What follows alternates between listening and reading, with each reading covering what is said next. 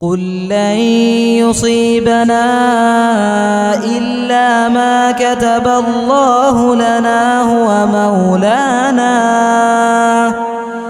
هو مولانا وعلى الله فليتوكل المؤمنون.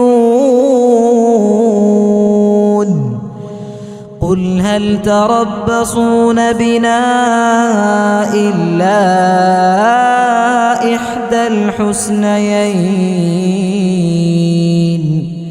ونحن نتربص بكم أن يصيبكم الله بعذاب من عنده أو بأيدينا